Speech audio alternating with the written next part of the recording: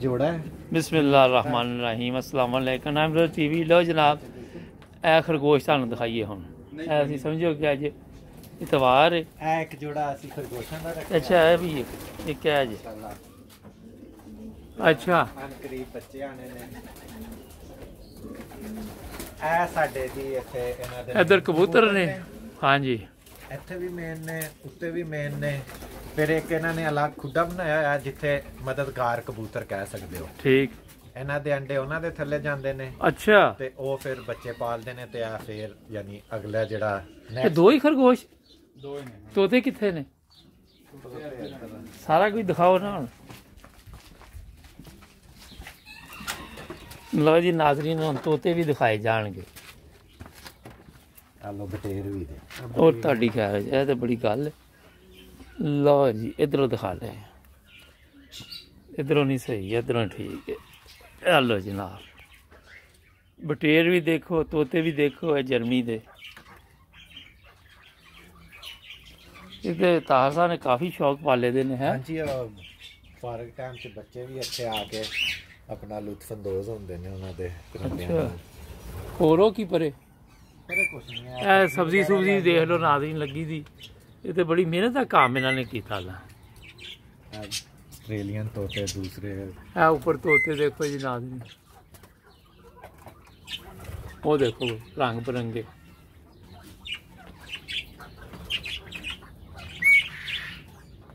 चलो वो भी दिखाइए जरा जेडे कह रहे थे तुसी ओ खरगोश ओ जरा वो भी नाल ही कर लिए वो जरा कबूतरां दी रहायश का दिखा दीजिए जरा।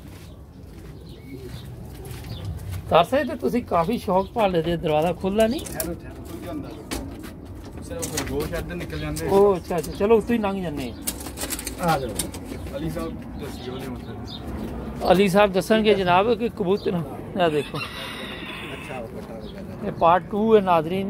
पार्ट 1 तो बाद पार्ट 2 से तुसी कई चीज़ां देखोगे हुण लोगों ने पानी शानी लाया दा हर चीज़ बाहरों अंदर आने लई ताला।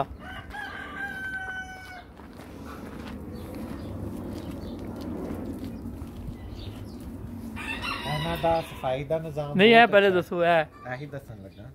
ए देखो जनाब बड़े खाने बने हुए ने सारे।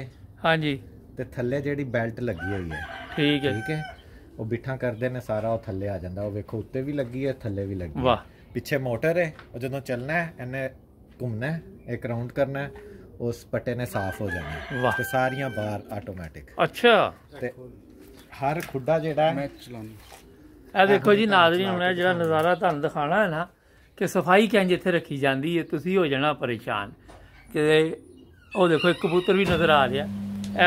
ओ देखो पानी बेल्ट चल रही है नाज़रीन ए देखो बेल्ट चल रही थले ओ नीचे देखो सफाई दे लिए हुण बेल्ट चलती रहेगी तो साफ हो जाएगी। उत्ते भी हर खाने दे उत्ते बेल्ट चल रही गौर करो नाज़रीन। ये तो बड़ा काम है अपना ताहर साहब। ए देखो जनाब ए कबूतर किस तरह इत्थे रखे जाते हैं जर्मनी वालियां दा मैं भी तुहानू दिखाइए बहुत खूब यार जबरदस्त। मोटर शोटर जी लवाई दी कंपनी ला के जाती पटा शटा। हाँ जी कंपनी लगा ਇਹਦਾ ਕੀ ਖਰਚਾ ਹੈ ਵੀ ਦੱਸ ਦਿਓ ਪਾਕਿਸਤਾਨ ਵੀ ਸ਼ਾਇਦ ਕਿਸੇ ਨੇ ਲਵਾਉਣਾ ਹੋਏ। ਇਹਦਾ ਖਰਚਾ 2000 ਯੂਰੋ ਗਿਆ। ਅੱਛਾ ਜ਼ਬਰਦਸਤ ਇੱਥੇ ਆ ਕੇ ਤਾਂ ਮਹਿੰਗਾ ਕੰਮ ਹੋ ਜਾਂਦਾ ਨਾ ਕਿਉਂ ਜੀ ਥੋੜਾ ਜਿਹਾ ਇੱਥੇ ਆ ਕੇ ਉਹ ਵੀ ਵਿੱਚ ਥੋੜੇ ਜਿਹੇ ਦਿਖਾ ਦਈਏ ਮੁਰਗੀਆਂ ਵੀ। ਲਓ ਜੀ ਨਾਜ਼ਰੀਨ ਇਹ ਦੇਖੋ ਤੁਸੀਂ ਵੀ ਕੀ ਯਾਦ ਕਰੋਗੇ कि तबसरे ही सुन के तुम ये ना डिस्टर्ब रहो। यह भी देखो वह चीज़ा भी तुहानू दिखा रहे हैं। पहले पार्ट 2 22 मिनट का तकरीबन वो तुम देखोगे तो बेशुमार तुहानू इन्फॉर्मेशन मिलेगी। तो नाज़रीन चैनल कर लो सब्सक्राइब। मिलांगे अगले प्रोग्राम इंशाअल्लाह। अल्लाह हाफिज़।